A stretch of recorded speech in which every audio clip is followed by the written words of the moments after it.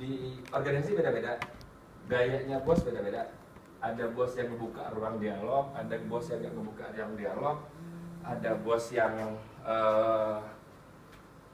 nyuruh-nyuruh, ada bos yang bos karmu gitu. Ya, ada gitu. Tapi ya kira-kira ada bos yang nggak punya ruangan. Ruanganku gitu. itu mestinya ini sensitif lah. Karena buka diskusinya ruangan aja nggak punya. Ruangan nggak ada. Cerita bundaran ini lebih ke apa yang aku rasain. Jadi kalau ini cerita aja waktu kalau di IBM itu setiap tahun karyawannya mesti bikin personal business commitment gitu, dan itu mesti ditandatangani sama bos. Dan di situ nggak cuman terkait kerjaan, ada yang terkait kerjaan, ada pengembangan skill, ada personal development. Nah, semuanya yang kira-kira bisa diminta untuk difasilitasi kantor, dan di akhir tahun duduk lagi sama bosnya untuk mengevaluasi pencapaiannya ada di mana. Contoh, kalau sebagai sales, personal business commitmentku adalah achieve target gitu, jangan dekat goals dari kerjaan. 2, customer satisfaction misalnya. Gimana kompak? Iya. Gimana kompak? Mau tingkat saya dengan Terus habis itu poin kedua, training apa yang mau dilakukan? Training itu ya technical training. Yang ketiga, personal development apa yang mau dilakukan? Time management, communication skill, negotiation skill. Jadi A itu adalah goalsnya si individu terkait sama role dan job desk-nya dia. Yang kedua itu adalah technical skills-nya. Yang ketiga itu adalah soft skill-nya. Dan itu di-review ini. Biarpun faktanya yang di-review cuma nontonnya toh, enggak gitu. Tapi itu dilakukan. Jadi di situ pemahamanku adalah aku nggak bisa expect bosku open terhadap poin nomor 2 technical skillku sama poin ketiga technical skillku. Buat bosku cukup yang nomor 1 aja selesai. Lu mau jungkir balik, lu mau minta kenaikan gaji berapa segala macam, aku urus sebenarnya. Yang mesti lebih fight buat poin kedua, poin ketiga, dan jualan value kita apa atau kita achieve berapa persen sih dari yang lulus kita tulis itu sehingga kita bisa minta kenaikan gaji sekian gitu. Minta kenaikan gaji kan bukan ada prosesnya lah ya, nggak pakai cara malak, ada scoring apa segala macam yang juga harus mesti.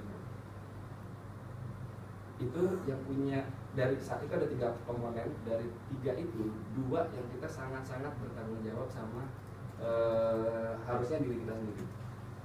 Gitu.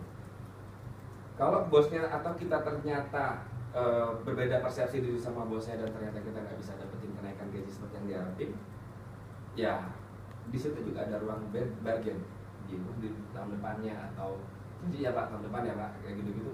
Nah dengan adanya itu ruang untuk dialog seperti itu tuh jadi ada. Biarpun ya balik lagi ke tipe karakter bosnya. Kalau bosnya udah cukup di poin 1, wis lah kowe njaluk piro yuk, oh ya wis tanda tangan ada ya kayak gitu.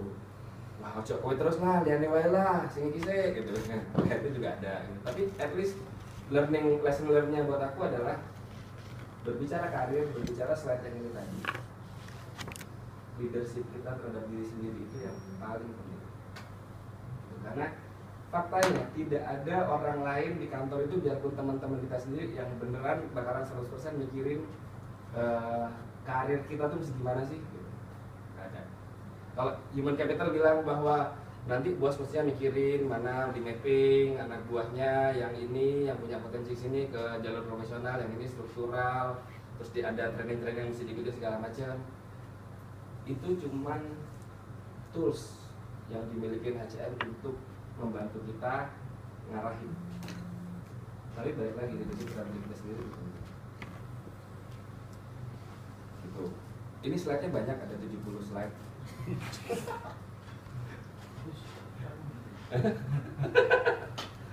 Gitu.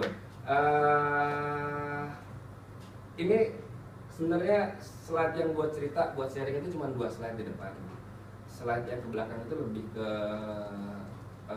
mungkin knowledge aja kali ya, framework yang ada segala macam. Gitu. Jadi ada yang mau ditanyain lagi nggak sampai sini? Mau tanya? Ya. Passion tuh sebenarnya bisa dibikin nggak sih? Kita dari awal nggak passion tiba-tiba jadi passion. Jadi kan misalnya kita misalnya nih sekarang lagi di operasional di Telkomsel kan nggak menutup kemungkinan tiba-tiba 3 bulan ke depan pindah ke finance atau pindah kemana dan itu kita nggak bisa bargaining gitu, pas saya nggak mau dipindah ke sana, saya maunya di sana aja, itu tidak segampang itu kan. Nah, jadi gimana caranya dari kita membangun passion? Passion itu kayak jatuh cinta. Tuh. Wah, baru aja mau bilang. Cinta Beneran. tidak bisa apa om lagunya om. Kalau Siti Nurbaya aja bisa dijodohin dan pernikahannya survive, enggak juga kalau Siti Nurbaya. Ya contoh yang lain lah, sebut saja A gitu, pernikahannya survive, itu juga yang karir. Gini, balik lagi, passion itu hanya ruang kita untuk melakukan refleksi. Gitu. Balik lagi ke sini, sukses kriterianya apa? Kalau kita nggak punya pilihan pindah kemana-mana, dan kita udah punya passion di sini, ini kan trikinya human capital, ya lu perform sebaik-baiknya, jadi the best performer di situ, sehingga nggak ada reason untuk ke situ, karena siapapun di vertikal di atasnya akan merasa rugi kalau kehilangan. Kira-kira seperti itu. Kalau memang kita sudah bulat, kita tahu sukses kriteria kita apa, tahu semua tadi passionnya, bikin supaya nggak ada ruang untuk kita diarahin kemana-mana. Tapi ada satu teorinya human capital juga yang ngomong ada job diversification atau apa yang horizontal, vertikal, itu enrichment sama lupa teorinya. Nah, itu ada. Nah, gimana menemukan passion? Gini, pertama balik lagi diidentifikasi ininya, passionnya yang paling simpel. Passionnya di profesional, technical, atau di struktural. Kalau passionnya di technical, kalau kita sudah panjang learningnya, belajarnya, sertifikasinya, dengan kata lain kantor itu sudah investnya udah banyak, sayang dia nggak akan ditarik ke sini. Dan kita juga bisa beri terus karir gue gimana dari sini, gue ngulang lagi dari awal dari sini gitu kan. Ada ruang untuk bargain itu, dan aku rasa juga human capital juga nggak akan mengabaikan track record yang sudah ada. Kedua, kalau ternyata kesini struktural, cuman kerjaannya ini finansial, atau kerjaannya ini finance atau human capital atau teknis atau marketing atau apa segala macam ya, anggap aja gini, anggap aja bahwa kerjaan itu, aspek kerjaan itu adalah knowledge. Passion yang mesti dibangun, skill yang mesti dibangun adalah skill leadership, managerial, getting things done, koordinasi, apa. Jadi apapun konteks kerjaan, apapun konten kerjaannya, kita bisa selesaikan as a leader, as a manager, gitu. Even secara jabatan belum di situ. Tapi kan untuk punya managerial skill yang bagus, nggak perlu jadi manajer dulu. Itu yang perlu ditanamin. Jadi manajer itu simpelnya, contoh ada satu kerjaan yang ada CR-nya misalkan, perlu kerja sama vendor, itu actually ngerjain kerjaan manajer. Ada goals yang jelas, ada timeline yang jelas, ada pihak-pihak terkait yang mesti diiniin, yang mesti diajak kerjasama untuk menyelesaikan itu. Cuman gini, seringnya karena itu udah lama-lama jadi bisnis as usual, itu kita lupa untuk merefleksikan lagi ke kita sendiri, kita udah belajarnya apa sih, kita udah punya skill apa sih. Dan kalau sempat ngeliat mengevaluasi tadi, habis itu kalau gue udah sering ngelakuin ini, gue boleh nggak sih gue minta training leadership misalnya. Ini contoh, umumnya training yang ada itu adalah yang disediain kantor. Training leadership itu pasti untuk manajer, GM dan sebagainya. Training untuk yang non manajer itu adalah training teknikal, mau yang di-provide kantor ataupun di-provide oleh vendor gitu. Kalau memang punya passion di manajerial, kenapa nggak minta yang paling gampang nih contohnya ke vendor, training leadership dong, training PMP dong, yang non teknikal. Kalau memang passion kita nggak di teknikal, itu yang paling simpel, kita passion dulu ini passionnya teknikal atau non teknikal, profesional atau struktural. Identify itu dulu, karena ruang pengembangan dirinya juga akan beda opsinya. Berarti passion itu tak semacam jadi kunci untuk menjadi yang baik gitu. Iya. Tanpa passion berarti nggak mungkin kita jadi lebih baik. Betul. Tanpa passion kita akan tetap di sini, Pak. Maksudnya kalau ngomongin baik itu, maaf, kalau ngomongin baik aku selalu relatif di sini. Baik berarti nggak jelek. Ya maksudnya benar sih. Jadi lebih baik lah. Secara umum seperti itu. Bisa nggak lebih baik itu bisa dilihat dari sekarang di sini kita mau ke sana. Itu bisa masuk kategori lebih baik yang sampai maksud nggak? Dan passion itu apakah emang harus dalam satu spesifik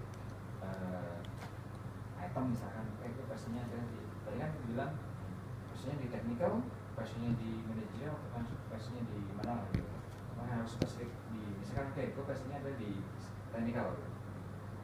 Apakah spesifik kayak gitu passionnya? Passion itu nggak mesti satu gitu. Tapi kita tahu kita passion di mana, punya passion di mana. Contoh paling gampang, aku agak terus terang belum nemu contoh yang pas buat office, tapi buat rumah tangga deh. Contoh case kuli bangunan tuh dia punya passion nggak? Depend, Pak. Kuli bangunan tuh nggak punya karir path nggak? Kalau dia punya karir path mau pengen jadi mandor, gitu. Mungkin. Atau dia jadi profesional, atau jadi profesional kuli bangunan yang dia cuma bisa ngaduk semen, sekarang bisa gitu ngecor, bisa bersihin keramik gitu. Officer tukang bisa. Itu dia bisa kerjaan, dia bisa masang batu bata, ya kan? Kemudian dia bisa ngantap misalnya. Ya, masak atap, sampai dia bisa bikin kusen, bikin daun pintunya juga gitu. Itu kan sisi menurut secara teknikal kan suatu hal yang expertnya kan beda-beda gitu ya. Tapi dia bisa melakukan semuanya gitu. Iya, betul, Pak. Poin gue gini. Pastinya cuma satu bagi dia kan. Yang penting gue dapat uang. Itu